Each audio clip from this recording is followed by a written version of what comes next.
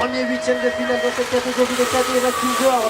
Ok, au couloir 3 et c'est peut-être lui. C'est même certainement lui qui va sortir bien du premier virage en première position. Garçon observé, bien évidemment, tout à l'heure dans l'écart, les demi, pourquoi pas même la finale. Pour l'instant, c'est bien lui qui est à la première position. J'ai vu un garçon de Val BMX à la deuxième position. Alors est-ce Vincent Trousseau là ou est-ce Quentin Lé? On va observer ça, c'est la plaque 98, c'est Quentin Lé qui est à la deuxième position. Quant à la troisième place, on va observer Johan Wasilskins qui va prendre la troisième position. Et quant à la quatrième place, ça sera le club d'Audi.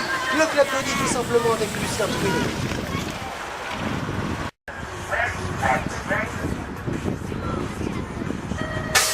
Peut-être au couloir 3, et bien tout simplement Thomas Peteuil. C'était un garçon impressionnant pendant les manches, mais ce n'est pas lui qui va partir en première position, c'est tout simplement Siméon Maillard. Siméon Maillard est bien qui va prendre la première position avec une stade. Et donc l'honneur dans cette série à la deuxième position, je vous le disais, donc Thomas Peteuil, le club de Beaune. La Bourgogne est donc à la deuxième position pour le moment, et quant à la troisième place, et bien c'est pour l'instant la plaque 42 de Célestin Rolik pour l'instant, qui est à la troisième position pour Solon-la-Chapelle. Et du côté de la quatrième place, on va retrouver la plaque 47 de Baptiste Moreau.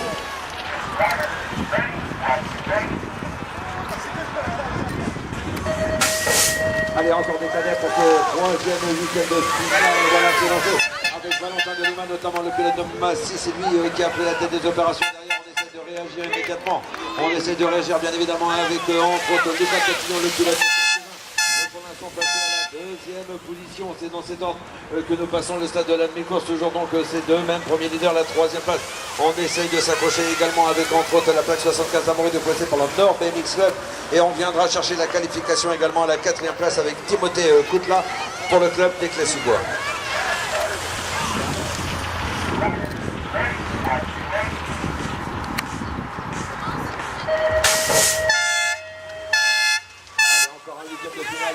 Le 4 places à prendre, ouais, attention, au premier virage, peut-être le pilote de Saint-Quentin, non, on s'est infiltré par les intérieurs et finalement, on a repris la première place. Pour l'instant, en première place, Rémi Saint-Quentin aux alentours de la deuxième position. Attention, ça revient derrière également, avec Beaune, notamment Mathis Gérard du côté de la troisième place. Et on va s'intéresser à la quatrième position. Elle sera pour Nathan Bertrand, encore un pilote de Saint-Quentin. Saint-Quentin qui place donc deux pilotes en quart de finale.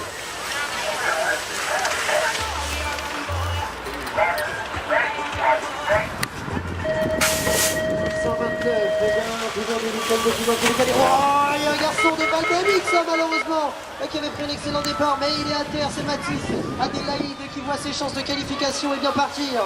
Et tu as une chute en première ligne droite, et ceux qui profitent au Val BMX. Alors je crois avoir vu Mathis Gillot à la première position avec sa plaque 20, non c'est la plaque 25. Et bien c'est Tom, encore l'autre garçon de Beaune en première position, la plaque 66 de Loris Olivry pour Besançon va prendre la deuxième position.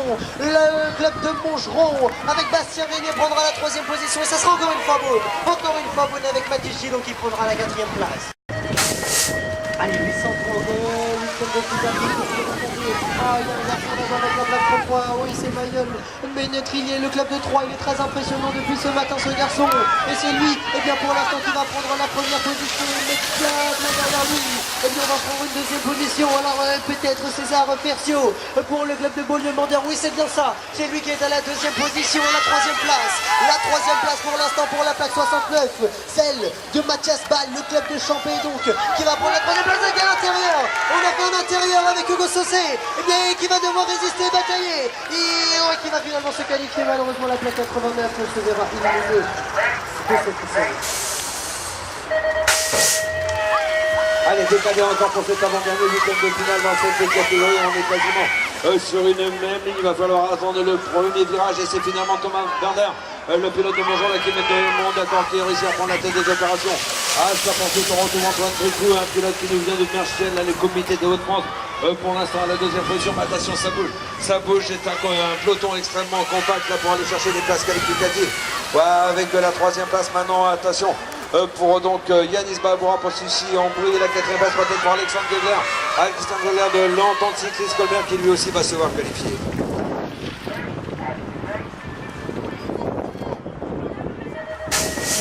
Allez, le dernier huitième de finale dans cette catégorie de cadets. Le dernier nom à aller chercher dans qualité de ce tour de piste avec entre autres Milan Doroth, le pilote de Massy Palaiso. Est-ce que c'est lui qui va pouvoir virer en tête? Ça me paraît chose faite et ça se joue derrière. C'est absolument pas simple. C'est Valentin Poinçon pour Messini Ventouille qui a pris l'avantage derrière.